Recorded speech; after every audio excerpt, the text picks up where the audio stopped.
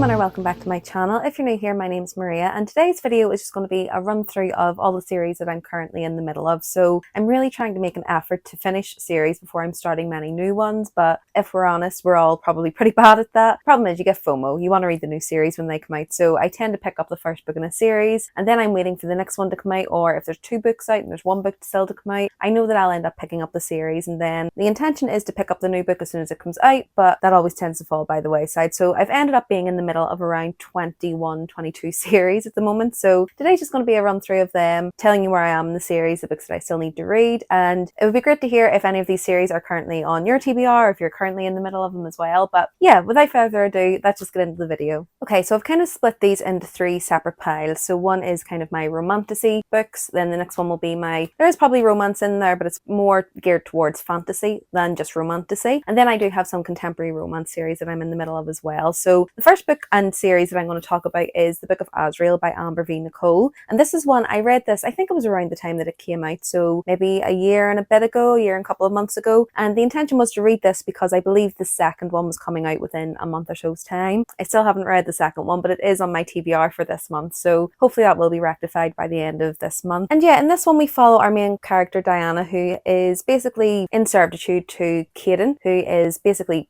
akin to the devil. He's a demon that has some powers and he's pretty evil, and the reason that she made a deal with him and is in his servitude is so that she could save her dying sister. So as part of her servitude, she's sent on this mission to find an old relic, and along the way she meets Sam Kale, who is also known as the World Ender, and the story kind of takes off from there, and the both of them kind of end up having to be reluctant allies in order to save both of their realms. So yeah, it's obviously a bit of a romantasy in there. I think with this one the actual world building was quite complex as well, so I do think if you're a fan of kind of that higher fantasy genre and you want to dip your toes into romantasy, this would probably be a good kind of hybrid book, because I remember the world building being pretty dense and pretty in-depth as well. But I am going to be reading the second book this month. I'm hoping that I remember most of the details from this book because it was quite some time ago that I read it. But yeah, at the minute I've only read the first book in this series, reading the second book, The Throne of Broken Gods, this month, and then hopefully I'll read the rest of the series after that. So this next series, I wasn't too sure whether to put this in kind of the fantasy genre or if people consider this more of a romantasy. I think for me this does kind of centre around the romance with a lot of the characters, but the world is pretty dense as well, so it is kind of that perfect mashup between a romance and a fantasy, so I'm putting it in romantasy. But it's the Shadowhunter world by Cassandra Clare, so technically this is part of that bigger series, but if you don't know, Cassandra Clare has a Shadowhunter series, and it basically consists of The Mortal Instruments, which has 6 books in it, The Infernal Devices has 3, I think the next one, which is the one that I need to read, is The Dark Artifices, and then the last one, the name is escaping me, but I'll put it on the screen, and I think all in all there's around 16 books within the world, but they're kind of interconnected series throughout. So you start off with the first 3 in The Mortal Instruments, then you read The Infernal Devices, then you jump back into The Mortal Instruments, and it can be a little confusing, but again, I'll maybe pop a picture up here of the reading schedule that you should follow for this, and it kind of makes most sense because there are characters kind of dotted throughout the other series that maybe show up in this one and the other ones, and yeah, it's quite a big world, it's quite a big story, but as I say, it's kind of broken down into these smaller series. So as I say, you start with The Mortal Instruments, which starts with City of Bones, and this one we follow a girl named Clary who is kind of living her life as a normal human. She's just going to school, she has her friends, and basically her world is turned upside down when she witnesses a murder in a nightclub, and essentially the 3 culprits are 3 teenagers who have various weapons on them, and the story kind of goes from there, and it's a story that's filled with, it has angels, vampires, werewolves, all those type of things, so it's definitely one of those more classical YA romantasies and fantasies, so kind of you think kind of 2010s. I believe there's a movie and perhaps a TV series of this. I haven't watched it, but it may be one that you've already heard about. But yeah, I'm really loving the series so far. I've read 9 books overall in the overall series, and I am now on The Dark Artifices, so I think I will be picking that up in October, November time. I don't know why, I just feel like these books are really good to read around autumn, winter time. I don't know why, but yeah, I'll probably be picking up that next series in the autumn or winter, and then I'll be continuing on and hopefully finishing it by the end of winter. This next one is one that I read in a recent reading vlog, so if you want to know all of my thoughts and feelings on it, I'll link that video below as well. But it's The Curse of Saints by Kate Dramas, and basically this follows our 2 main protagonists, Will and Aya. Aya is the spy master for the Queen and Will is her enforcer, and essentially they don't really get along. There's kind of a history there with them, they're always butting heads, and yeah, they're kind of the enemies in this one, and essentially they have to work together because the Queen sends them on a mission to another land to kind of help broker peace and to help tighten the relationship with that kingdom. Now Now, they do have magical powers in this. They kind of revolve around air, wind, all of that type of thing. But they do also have kind of mind magic, which looks at manipulation, persuasion, and all that type of thing. But basically, Aya taps into certain magic that she shouldn't be able to tap into, and the story kind of goes from there. But I really enjoyed this one. I think I landed on around a 4-star for this, so it wasn't absolute favourite of mine, but the way that it left off definitely makes me excited to read the second book, which I do actually have in my TBR for this month. So I've only read the first book in this one, but definitely excited to continue the series. And I think the second book is the only other book out in this series currently because it was recently released. So not doing too bad on this one, but yeah, hoping to keep on track by reading the second one this month. So the next one again is a recent read, and I don't think it was in the same vlog, but it was in one of my reading vlogs recently, and it's The Kiss of Deception by Mary E. Pearson, and this is the Remnant Chronicles. So this has been on my TBR for, I don't even know how long, it's been on my TBR for such a long time, and I finally got to the first book this month. So I'm currently in the middle of this series, so I've only read the first book, but basically this series has the Remnant Chronicles, which is Kiss of Deception, and it has 2 more books following that, and then there is another duology that you follow on that's within the same world, and it's The Dance of Thieves and The Fire of Thieves, and that series, that duology, is actually the reason I wanted to read this, because they are interconnected and you should read this before reading that duology, although a lot of people say you don't need to, but I'm a bit of a traditionalist. I like to read the previous series if it is recommended, so reading this series first in anticipation for reading those 2 books as well. But in this one we follow our main protagonist Leah, who is the princess of this land, and essentially it's coming up to the day that she is supposed to be married. She is supposed to marry someone from a neighbouring country, the prince from that country, and again it's to kind of strengthen ties there, make the relationship stronger, a bit of a political treaty if you will. But essentially on the day of her wedding she decides to run away, but what she doesn't know is that there was also an assassin set out to kill her, because there is a rebellion going on at this land at the same time. So she ends up in this little village with one of her maids who has helped her kind of run away, and she comes into contact with the assassin, but also comes into contact with the prince, who also decided to follow her and to try and bring her back to fulfill the marriage treaty. And along the way we don't know which one is the assassin and which one is the prince, so we're trying to work out which one it is that she's speaking to, and it was just a really fun romantasy. It was a little bit predictable at times, but I did really enjoy it. I liked the writing style. I think I had it landed on about a 3.5 for this one, but really excited to continue the series. I've heard that it does get better after the first book, so yeah, definitely excited to continue this one. So the next series is The Song of the Marked, and this is by S.M. Gaither, and for this one I think I've read the first 3 books. It's 3 or 4, I need to double check that, but this one again was just a really fun romantasy. I really enjoyed it. I think a lot of people compare it to Throne of Glass, but to me, to be honest, it wasn't really that same type of vibe, so I wouldn't maybe take that comparison to heart. It does kind of follow some classic kind of romantasy tropes, but I did think that it was unique enough and the world building was unique enough to kind of give it a chance, even though it does kind of fall into some of those popular tropes that we see with a lot of romantasy. In this one we follow a mercenary called Cassia Greythorn, and basically her life revolves around completing her latest job and also trying to get the medicine that she needs for her mentor. So there's basically this plague going around the kingdom that is killing off people, and to get the medicine that her mentor needs, she needs to make quite a lot of money. The medicine is restricted, so it's something that she needs to kind of do quite sneakily, and it's not something that is readily available. So she has some issues there, but basically she ends up getting caught by the king and is brought in front of him, and he offers her a deal for her freedom, basically to investigate this plague that is devastating the land, and the reward that she will get for that will be huge. So obviously she'll be able to get the medicine and obtain the medicine for her mentor. Now what this does mean is she does have to work with the guard Elander, who is kind of our grumpy within this relationship, and as they work together they notice that there are some weird happenings, there's some evil afoot, and there is some meddling gods within this one as well. So it's not a fae romantasy or anything like that. It does have to do with gods rather than fae, and yeah, I really enjoyed this one. I thought the world building was quite unique. I'm potentially going to be starting this one again because I read it at the end of last year, and I'm worried that I didn't really retain enough of the information from the series to enjoy going forward with it, but I may just pick up where I left off, see how much of it I have retained, see if I'm still enjoying it the way I was when I read this initially, and then maybe make that decision. But yeah, I think I currently have 2 left within this series, and then the following series from this is kind of set in the same world, is Flame and Sparrow, which you probably will have seen. It's quite a recent release and a lot of people are talking about it, saying it's really good. So again, because I'm a traditionalist, I want to finish this first before picking that up, but yeah, hopefully be able to finish this before the end of the year.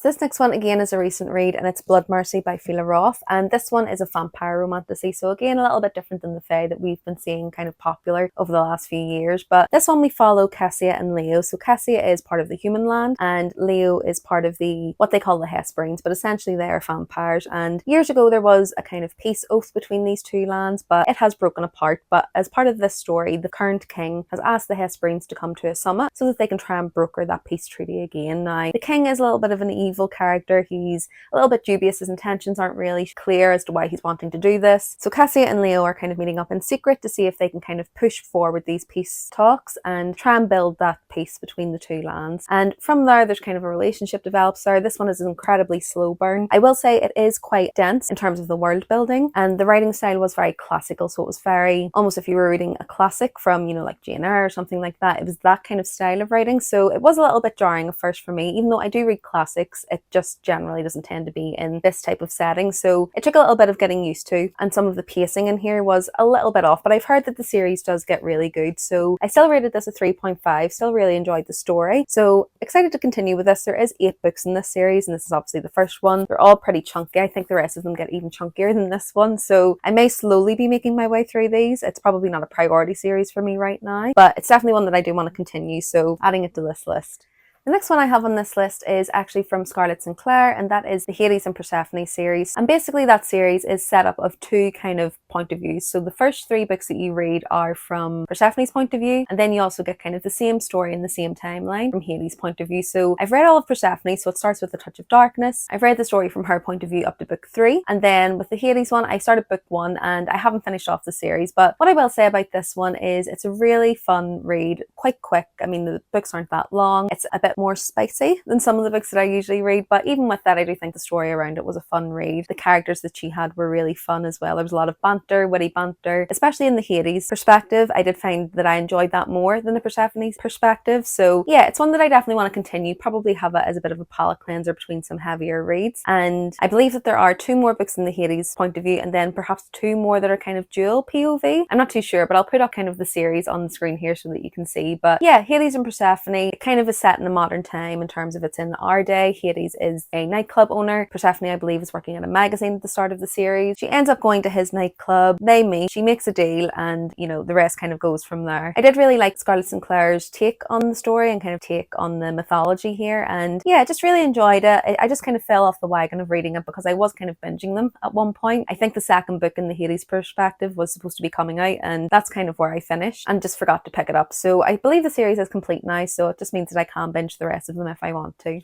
So moving on to the books that I would consider more of a fantasy-led story rather than romantasy. I know there will be romance in some of these, but I would say that the fantasy is at the forefront. So the first one is City of Brass by Shannon Chakraborty. And this one, I've actually read the first book and I got midway through the second book, so Kingdom of Copper, and DNF'd it at the time, a soft DNF, because I just wasn't in the mood for it. And I thought, you know, I'll put this down, I'll read something light and fluffy, and then I'll come back to this. And lo and behold, it's been about 1.5 years and I haven't got back to it. So likely I will read this one again, because with this one there is quite a rich world building, quite a rich kind of history that has been built up here. So it's set in 18th century Cairo, so it has that kind of mystical element of it as well. And it basically follows our main protagonist Nari, who is a thief within this town. Her sleight of hand is her business. Basically she's a show woman, but she kind of uses that to end up retrieving goods so that she can sell them and get money. But essentially one day she inadvertently releases a djinn, so kind of like a genie, but if you look up the folklore, a djinn, and it just says on the back, as the saying goes, careful what you wish for. And this one I just really loved kind of the folklore, the mythology that was within here. The writing style was really beautiful as well. And as I say, the only reason that I DNF'd Kingdom of Copper was because I just wasn't in the mood for something so dense at that time. So I decided to read something a bit light and fluffy and just forgot to get back to it. So I am actually going to reread this one because I do want to reread it to make sure I've retained all of the details that are in here. And then I will be picking up Kingdom of Copper soon following that so that I can complete this series, because it is a trilogy. So hopefully it shouldn't take me too long to complete, but the next 2 books are chunkier than this, so they are pretty heavy reads, but I'm hoping to get them on my TBR for the next couple of months so that I can finish out this one. So the next one is The Poppy War by R.F. Kuang, and again this is a recent read for me, and this one it's quite a heavy read. I think there's quite a lot of dark themes within here, so I would definitely just say that you should check out some trigger warnings for this one. Basically there's quite a few triggers in here that may impact you, so yeah, definitely just look up some of those trigger warnings before picking this one up. But this one, I've only read the first book. I do have The Dragon Republic, which is the second book in this series, on my TBR for this month, and hopefully I'll be buddy reading with my friend Tiffany, so I'll link her books down below, but we buddy read this one together, so hoping to read the second book book together again. But this one we follow our main protagonist Rin, who is an orphan in this land, and essentially she is about to be sold off to be married, but she's quite young and her husband-to-be is quite old, so she's doing anything she can to get out of this marriage arrangement. And as part of that, she starts training with someone within the town to try and get into this kind of elusive combat training school called Synagard. And she manages to get in. The tests to get in there are quite hard, but she manages to get in there and she starts to train within that school. And because she's of darker skin, she does get some ridicule and discrimination against her. It's a story of her kind of battling through that. But what this also does is kind of shows you the reality of war and conflict and kind of the impact it can have on both sides. It makes you question, you know, no matter what side you're on, who is the right side? Does both sides think they have, you know, justification for doing what they do? And it really makes you question your morality, I think, in this one, and kind of your justifications for some of that morality as well. But yeah, I just thought it was a really great read. I think with R.F. Kuang, her writing always does be quite thought-provoking for me, and yeah, really love this one. It's quite a heavy read, so I'd say try and be in the right frame of mind to read it, but also check out those trigger warnings. Yeah, definitely worth checking that out before you pick this one up. So the next one is The Final Empire by Brandon Sanderson, and this is part of the Mistborn trilogy. So I know that this is kind of part of a huge world with Brandon Sanderson, but so far I've only started this one and read the second one in the Mistborn trilogy, kind of the original one that everyone says is a great place to start with Brandon Sanderson. So this one, I really loved the first book, and it was very different than a lot of things that I've read before. So it follows our main protagonist,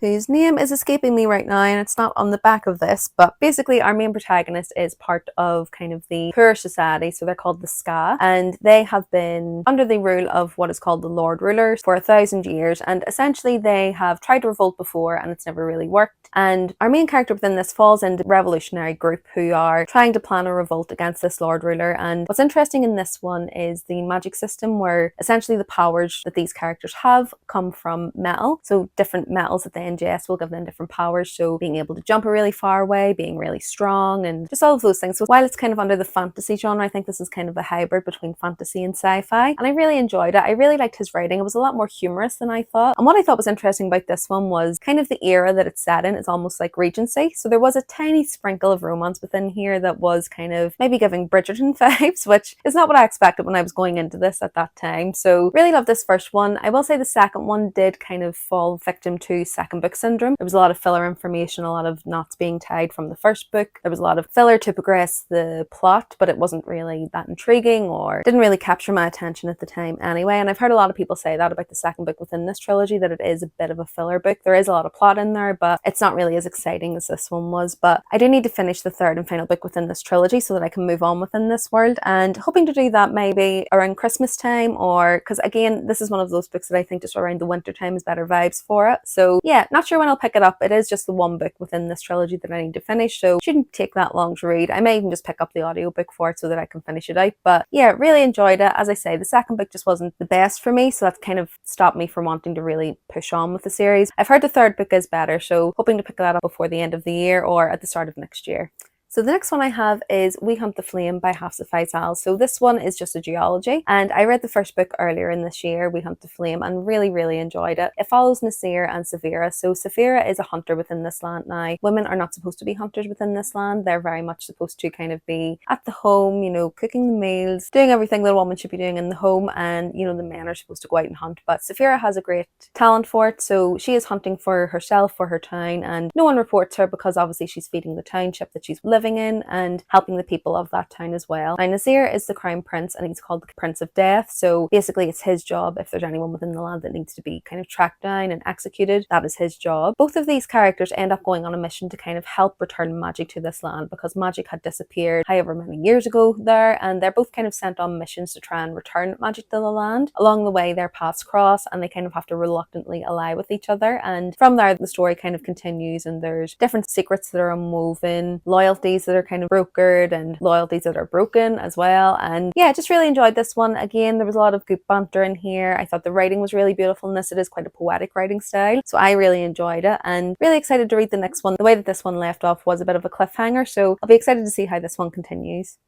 And now we're on to kind of the contemporary romance, contemporary fiction type of books that I have on my list as well. And the first thing I've got on here is Things We Never Got Over by Lucy Score. And this is part of the Knock 'Em Out series, which is a series of interconnected standalones. So you don't technically have to read them as a series, but as I've mentioned, if it says that I should read one before the other, I'm probably going to read it. So this one, we follow our main protagonist, Naomi, who at the start of the book is actually getting married, but ends up running away from her wedding because of a call that she gets from her twin sister within this small town, Knock 'Em Out, to help her. So she basically flees her wedding using her sister's aid as an excuse. But when she turns up, her sister is nowhere to be seen, but her sister's daughter is there. So Naomi ends up becoming inadvertently the carer for her and has to try and figure out what to do. Now, within this town, we have a man called Knox, who is kind of a really grumpy character. You know, nobody wants to cross him. He's kind of revered within this town, and he is introduced to Naomi, but he thinks that she is her twin sister, who's called Tina. And Tina within this town has kind of got a really bad reputation. You know, she's messed people around, stolen money, things like that. So when he first meets her, he thinks she's Tina, so he kind of has a go at her. So their meet cute isn't so cute. You know, he's kind of a really harsh judge on her, and to be honest, even though he figures out that it isn't actually her sister, he still kind of treats her quite harshly. So that was one of the complaints I had about this book, is I didn't really like him as an MMC, because I do think that while he was supposed to be kind of a grumpy character and that was kind of part of his trope, I do think that sometimes he was just outright rude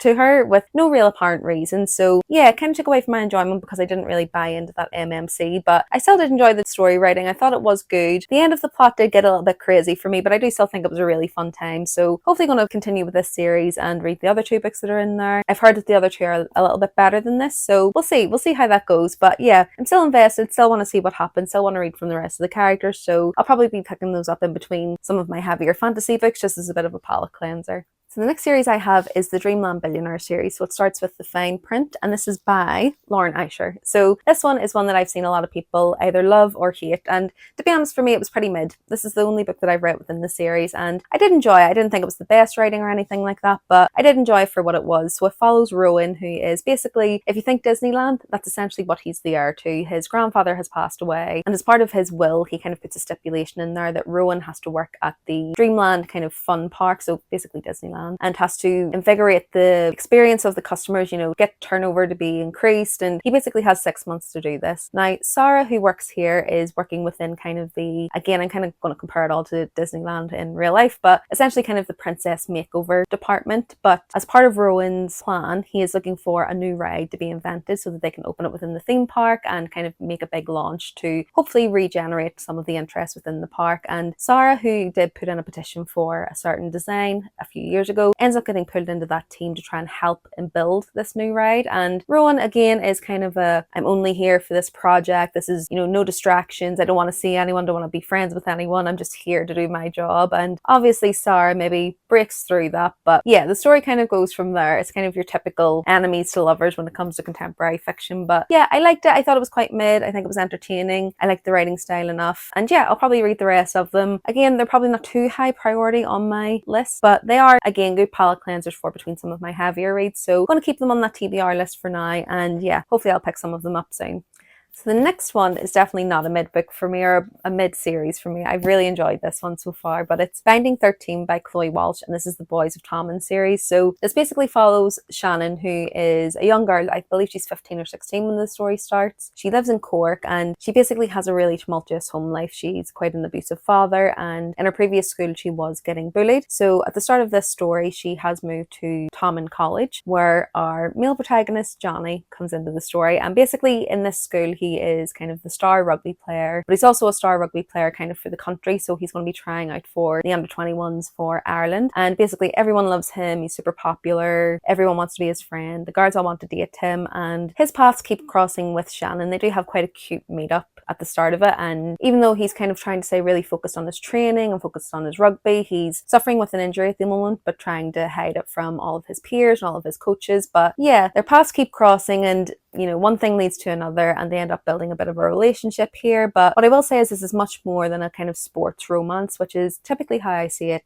marketed. It definitely delves very deep into grief, trauma, abuse, sexual trauma and things like that. And for that reason, I would say, again, look up some trigger warnings for this. But I really love the characters that Chloe Walsh has written in here. I love the found family aspects, the friendship aspects, and some of the banter in here was really good. So it's not all doom and gloom. There's definitely a bit of comic relief in here. And yeah, I would definitely recommend it. I think even if you read the first book and you're a bit unsure, as I was, definitely continue with the series. I've loved the second book and looking forward to moving on to, I believe it's called Redeeming Six is the next one, and it follows Shannon's brother who is in this book as well. So yeah, definitely one that I would recommend, but definitely look up some of those trigger warnings before you do pick it up. And then the next kind of romance series I'm in the middle of is The Lovelies Farms, and it's by B.K. Borison, I believe. So I'll put it on the screen so that you know. I think a lot of people will probably have heard of this. It is a series that is quite popular at the moment. But I read the first book, Lovelies Farms, really enjoyed it. I think I rated it like a 3.5 to 4 stars. It was nothing out of this world. It was a little bit predictable, but I thought the writing was quite good, the characters were good, and I enjoyed the story overall. I did read the second book, In the Weeds, and it followed kind of separate characters to that was in the first book. So again, it's an interconnected standalone series, and the second book just didn't do it for me. I just wasn't really that interested in it. So it did kind of leave me off with a bad taste in my mouth, but I've seen a lot of people who had the same feelings as me move on to the third book and really, really enjoy it. So I'm kind of tempted to jump back in there. I believe all of the books kind of follow a seasonal pattern. So Lovelies Farms was in the winter, then I believe In the Weeds was meant to be springtime, and then there's been 2 releases, I believe, that kind of correlate with summer and autumn as well. So I may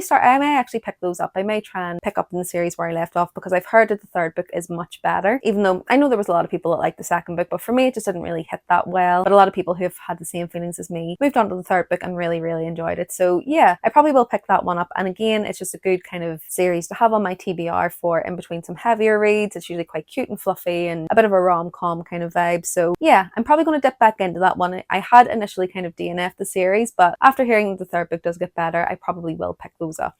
And then there's a few series that I'm in the middle of which I'm considering DNFing. So I'm not really vibing with them. So far I haven't really maybe seen the hype, if they're ones that have been hyped up, or they just weren't for me. They're just maybe reads that aren't hitting with me. And the first of those is one that will probably get me thrown off every bookish platform, but it's Magnolia Parks by Jessa Hastings. So admittedly, I have only read the first book, and a lot of people do say give the series a chance. So in order to do that, I am actually on the second book at the moment. So I'm going to be picking it up this month. It's on my TBR for August. Basically, this is kind of a mash-up between Gossip Girl, Made in Chelsea, very toxic relationships following young people who are very, very rich in London and kind of following their relationships. And it has 2 main characters. It's Magnolia and BJ Ballantyne. And essentially, for me, when I read it, I understand that they're supposed to be conveying a really toxic relationship, but I do think that it almost romanticizes certain aspects of some of that toxicity. And I don't think that the author's intention was that, but from what I see from the fandom and from people reading it, it's definitely romanticizing some narcissistic traits. And my concern is with something like that is that within this series, if it kind of shows that the person who is kind of showing those narcissistic traits can change, that's not always true in real life. And I know that it's fiction, you know, we shouldn't really be trying to hold it up with that, but just for me, because of that, because I was noticing all of those traits, it did kind of take away from the enjoyment for me, and I just could not root for the people in here. They were all very unlikable, doing awful things, saying awful things to each other, treating each other horribly, and it was just very hard to root for them. And again, I've heard that if you read on in the series, you kind of understand this behaviour, but yeah, I'm a little bit pessimistic on that at the moment, but I'm willing to give it a try. I'm going to read Daisy Hates, see how I feel about that, and see if I do want to continue with the series. But at the moment, it's one that's not really capturing me, and I'm not really getting the hype. But there's a lot of people that really love this, so it's probably just a me problem. So I'm definitely going to give the second book a try, see how I get on, and then I'll see if it's one that I am going to DNF. This next one is Realmbreaker by Victoria Aveyard, and this one really hurt because it was on my TBR for so long. I was so sure I was going to love it. I bought the Waterstone special editions of this, and I read this one earlier this year, and unfortunately it fell quite flat for me. With this one, it's kind of a story about a kind of ragtag group of people ending up coming together. They have kind of a united task that they need to follow. All these different events happen to bring them together, and from that there is obviously multiple POVs in here, but I do think the problem with this was almost that there was too many points of view where you weren't really spending enough time with one character to understand their motivations, understand their history and their background. Everything in here was just about the world and the plot and the politics. So for me, even though the story was quite gripping and could have been quite engaging. Because I wasn't really connected with the characters and I didn't really understand their motivations or really care about their motivations, it kind of fell a little bit flat for me. So this one was like around a 3-star for me, just because the writing was amazing, the world building was amazing, plot was really interesting, but I just didn't care about any of the characters by the end of this. But I think with this one I will give the second book a try. I will try and read it, see how we get on, because I've heard that this series as a whole is really, really good. So I don't know if it's just a case of it was right book, wrong time, or if it's just this is a setup book, so the rest of the books, now that the world has been set up, will be a better reading experience, or yeah, I'm just not too sure. But at the moment it's still on my TBR, but depending on how the first kind of few chapters go in the second book, this could end up on my DNF pile. The next series is A Fate of Wrath and Flames by K.A. Tucker. So I've read the first 2 books within this series and they were okay. They were quite mid for me. I didn't really feel too invested. But basically it follows kind of, our main protagonist starts out as a jewel thief in New York City. So it's kind of modern day times, and I believe she gets knocked out or something like that and ends up in this different realm and wakes up in the body of this treacherous elven princess who is basically hated within this realm. So she kind of wakes up as the villain within this realm, but she is betrothed to someone called Sander, who is the crown prince of this land, and she kind of wakes up in this land and she not really understand what's happening. She's trying to tell them, you know, that she's not who they think she is, and the story kind of goes from there. And there's a lot of revelations obviously as the story goes on, and Sander comes to understand who she is, and her and Sander end up having to kind of reluctantly pair up so that they can fight against a common enemy. And yeah, I really liked it in terms of the story, but it's one of those books that was a little bit forgettable for me. So I've read the first 2 books, and again, similar story. I was supposed to read the 3rd book as soon as it came out, but I just haven't picked it up quite yet. So I believe there's going to be 4 books in this series in total. I think the 4th one is actually coming out later this year. So I may pick this series up again. The way that the second one ended, it seems as if the story is going to be opened up a lot, because what I felt about this book and the second book was that it wasn't quite as fleshed out as I would have liked it. But I think the 3rd book will open up that world a little bit more. So I may read that one and see how that goes. If I'm still kind of feeling meh about it, I may not continue the series. And then the last one, I'm actually up to date in the series for the books that have come out, but one that I may not continue is Powerless by Lauren Roberts. So I read this recently for a video, just basically read through the whole series is out already. So I read Powerless, Powerful and Reckless, and I don't know, I just don't really get the hype with this. I think it was okay, I think it was good. I didn't mind the writing style, I thought the writing style was quite good. I think if you're big into romance, you'll probably like this, but in terms of when I compare it to other YA romantasy, it just wasn't as intriguing for me. It wasn't as fleshed out as I would like it to be. And the first story, from what I understand, it pulls a lot from the Red Queen. I haven't read that book yet, but it pulls a lot from the Red Queen by Victoria Aveyard, so much so that apparently there's some scenes in here that are basically carbon copies. And the other book that it kind of draws from is The Hunger Games, so it centers around trials. Trials are including everyone from all the different kind of areas within this world, so people who are from kind of the slums right up to the elites, and essentially one person comes from each area to represent their town, and there's a lot of different magic trials. So death isn't the goal within the trials, but certainly people can get killed within them, and our main protagonist in this, Payton, ends up going to the trials. She ends up interacting with the prince. There's a bit of a relationship that goes on there, and yeah, I just thought there was a huge amount of similarities with The Hunger Games, and that is a series that I've read. And if I'm also told that obviously the Red Queen is heavily influenced in here, then it's not really that original either. And I mean, a story doesn't have to be original as long as it's done well. And for me, I wasn't totally convinced by the writing in this one. I mean, was it bad writing? No, it was still a really good story, but for me, a lot of what I enjoy about storytelling is kind of people's unique takes on things, and again, I just don't think this was that unique. The writing was okay, and the writing was enjoyable enough. I think the banter in here was pretty good between the characters, and I do think that's where Lauren Roberts' strength is, her romantic kind of banter. So I did go on and read Powerful and Reckless. Powerful was kind of a novella, which I think should have just been incorporated within this book. It fleshed out certain characters that were in here that were, again, a little bit flat for me. So while I did enjoy it, I think it would have been much more impactful if it had been part of this book. And then I read Reckless, and there was absolutely no magic in it. It was quite repetitive. You know, we didn't really get any plot progression, and I know that Lauren Roberts has come out to say that it was a filler book, but for me, I don't think an author should really have the intention of any book being a filler book, and there should also be some sort of plot progression throughout that book, you know, whether it's answers to questions that we had in book 1 or moving on to set up for book 3. And I think about 15% of it was plot progression, and the rest was just scenes between the two kind of main protagonists romantically bartering with each other, kind of one minute they're in love, the next minute they're not, and yeah, it just felt quite repetitive. So I'm not really really sure if I'm going to pick up the third book in this series, because I'm not really sure if I care enough about what the ending is going to be, but we'll see. I'll maybe see what the reviews are like when it comes out, see if people say it's much better than Reckless. But yeah, at the moment I'm not really enamoured by it, and I don't think I'll continue, but never say never. It's still on the TBR shelf for now, but we'll see what happens when the new book comes out. And that's it. I mean, I think that's everything. There's probably a few series that I'm forgetting. I'll have to go through my Goodreads and my Storygraph just to see if I've missed any that I'm still in the middle of. But I am trying to be conscious of not starting too many series while I'm still in the middle of other ones. But I mean, I get FOMO like everybody else. There's about 20 series just off top of mind that I want to start straight away. So I'm probably going to be slowly replacing one with another, you know, so it probably will always stay around this 20 series mark. But these are the ones I'm in the middle of at the moment. Let me know if you're reading any of these or if you finished any of these. Are there any that I should be prioritizing within my list, any series that you've started, and tell me how many series you're in the middle of. Make me feel better in the comments about being in the middle of 20 series at the moment. If you like this video, do remember to give it a like, and if you want to see more from me, remember to subscribe. So it'll be videos like this, so book recommendation videos, book vlogs, book hauls, book shopping videos, all good bookish things like that. Other than that, thanks so much for watching this one, and I'll see you in the next one soon. Bye!